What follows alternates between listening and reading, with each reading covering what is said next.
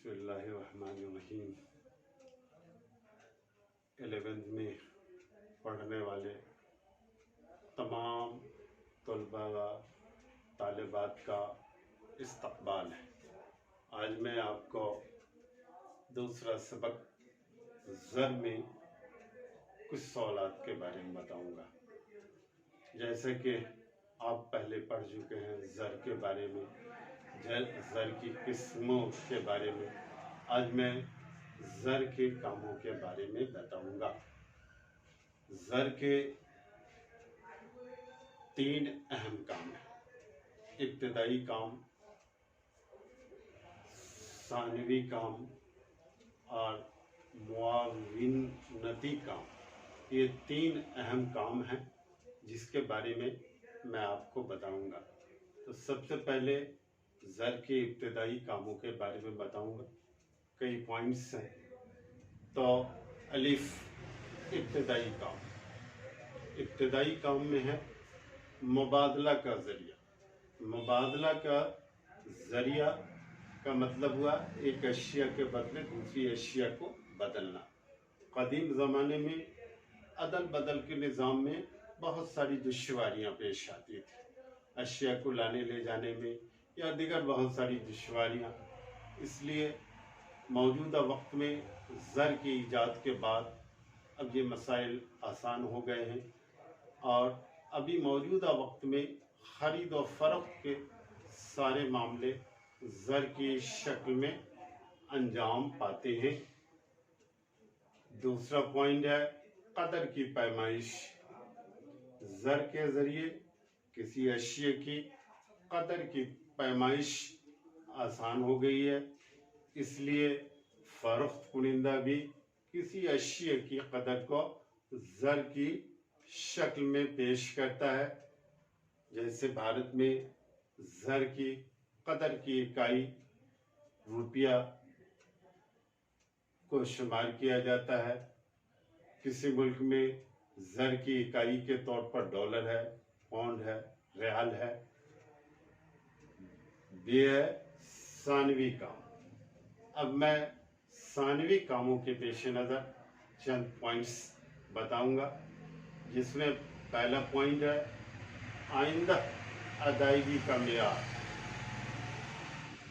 زر کا اہم کام آئندہ ادائیگی کا معیار ہے، جس سے قرض کے لین دین میں آسانی پیدا ہوئی ہے۔ اس لیے قرض زر میں لیتے ہیں اور واپس بھی زر میں ہی کی جاتی ہے۔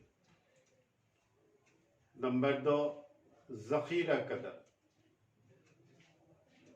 اناج وغیرہ کو ذخیرہ کرنے میں اس کی مالیت میں کمی آ جاتی ہے، لیکن زر کو ذخیرہ کرنے پر وہ نقد کی شکل میں رہتا ہے۔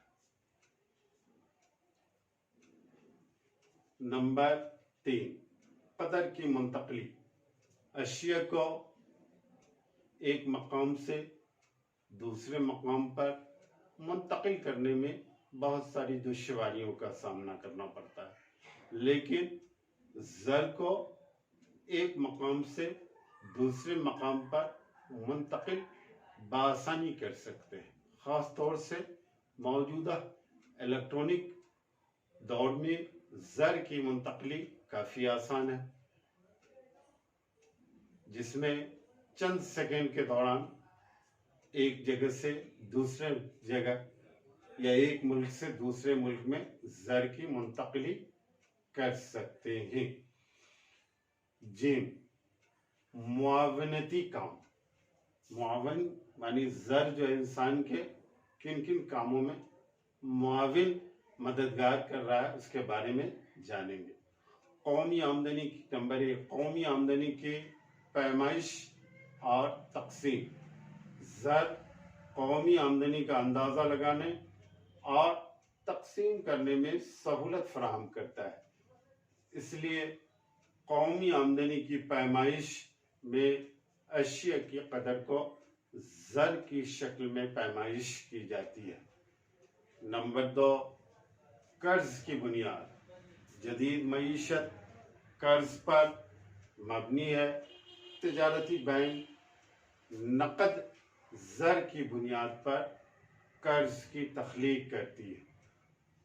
कोई भी इंसान बैंक में बगैर नकद जमा किए हुए चेक जारी नहीं कर सकता है। अगर नकद नहीं है, अगर चेक जारी करता है तो ऐसी सूरत में उसके चेक बाउंस होते हैं। बाउंस होने की सूरत में सजा मुकर्रर की गई है। तीसरा पॉइंट है कीमतों का मुवाजना। ज़र के जरिए किसी अशिया की कीमतों का मुवाजना करते हैं, जिससे कीमतों का मुवाजना आसान हो गया है, जिससे हम कई सालों के बाद ये मुवाजना करते हैं कि किसी अशिया की कीमत कितनी बढ़ी या कितनी कमी वाक़ई हुई।